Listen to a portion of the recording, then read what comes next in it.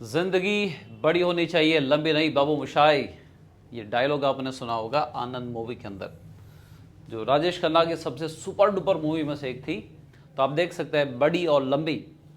तो यहाँ दो कॉन्ट्राडिक्ट स्टेटमेंट को एक साथ रखा जाता है, या फिर ऐसी एक सिचुएशन क्रिएट की जाती है, तो उस अलंकार फिगर ऑफ द स्पीच को पैराडॉक्स कहते हैं।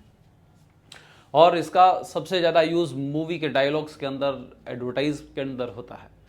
एक और एग्जांपल मैं यहाँ बता रहा हूँ। आपने बाजीगर मूवी देखा होगा, जिसका एक डायलॉग था, कभी कभी जीतने के लिए कुछ हारना पड़ता है, कभी कभी जीतने के लिए कुछ हारना पड़ता है, और हार के ही जीतने वाले को बाजीगर कहते हैं, है ना। तो can you see, to win sometime you have to lose, है ना।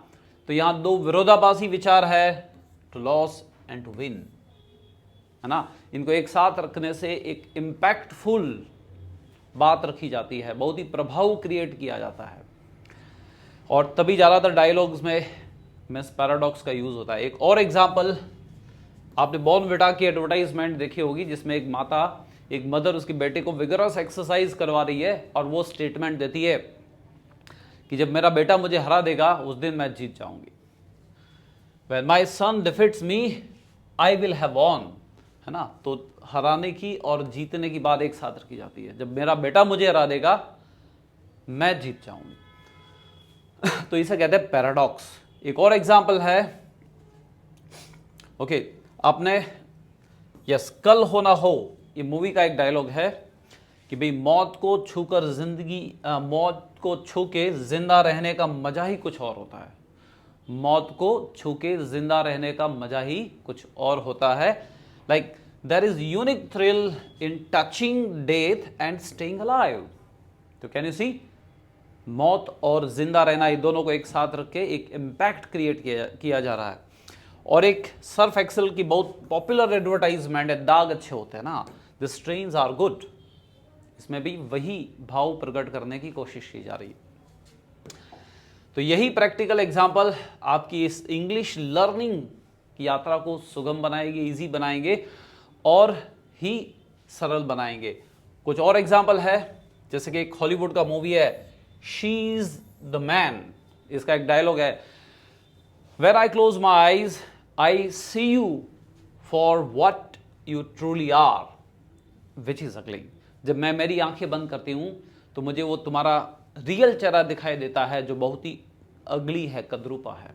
इसका मीनिंग, जो सत्य है वो भी कड़वा है।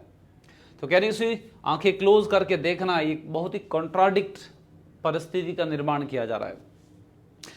ओके, और एक पॉपुलर मूवी है कराटे किड्स, है ना। उसमें एक डायलॉग है कि you have to be cruel to be kind, है ना। वो क्योंकि वो विगरस ट्रेनिंग वो दे रहा था, कठोर बन के ट्रेनिंग दे रहा था कि अगर आपको उस पर कृपा करनी है, दया करनी है, तो उसके साथ पहले बहुत ही क्रूअल बनना पड़ेगा, कठोर बनना पड़ेगा। ये जो सेंटेंस है बॉलीवुड के अंदर बहुत यूज होता है, this is the beginning of and. अंत की तो अभी शुरुआत हुई है, अंत की अभी तो शुरुआत हुई है ना। एक और है, if you want piece prepare for war. अगर आपको शांति चाहिए तो युद्ध की तैयारी कर लो। इसका मीनिंग, अगर आपको कुछ प्राप्त करना है लाइफ के अंदर, है ना, तो कठोर परिश्रम के लिए प्रिपेयर हो जाओ। Next, the more you learn the less you know. जितना ही ज्यादा जानोगे, है ना, उतना ही आपको रियलाइज होगा कि आप कितना कम जानते हो, है ना। जैसे आप दुनिया के बारे में जितना ज़्यादा जानने की कोशिश करोगे, तभी इतना ही एहसास होता रहेगा कि अभी तो बहुत कुछ जानना बाकी है ना। बहुत सारे लोग कुएं के मेंढक की तरह होते हैं, उनको लगता है मैं परफेक्ट हूँ, मेरे पास संपूर्ण ज्ञान है, लेकिन ये अधूरा ज्ञान होता है। जब आप बाहर जाओगे और भी जानने की कोशिश करोगे, तभी आपको रियलाइज़ होगा कि अभी तो बहुत सारी चीज़ें हैं जिसे हम जानते ही नहीं हैं। ओके, एक और है, do the things you think you can not do. वही चीजें करिए जो आप मानते आप नहीं कर सकते।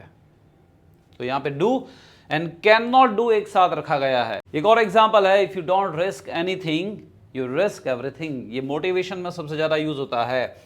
अगर लाइफ में आप कुछ रिस्क नहीं लोगे तो पूरी लाइफ को ही, पूरी ज़िंदगी को ही आप रिस्क पे रख लोगे, है ना, क्योंकि सफल होने के लिए रिस्क लेना आवश्यक होता है। ओके, मुझे उम्मीद है कि ये प्रैक्टिकल एग्जाम्पल आपकी इंग्लिश लर्निंग को और भी इंटरेस्टिंग बनाएंगे और आपकी इंग्लिश के प्रति चाहत को बढ़ाएंगे। अगर आपको हमारा ये कंटेंट पसंद आता है, हमारे ये पढ़ाने का अंदाज पसंद आता है, तो इस वीडियो को लाइक कीजिए, शेयर कीजिए और सब्सक्राइब कीजिए और हमें ऐसे बहुत सारे वीडियो बनाने की प्रेरणा दीजिए।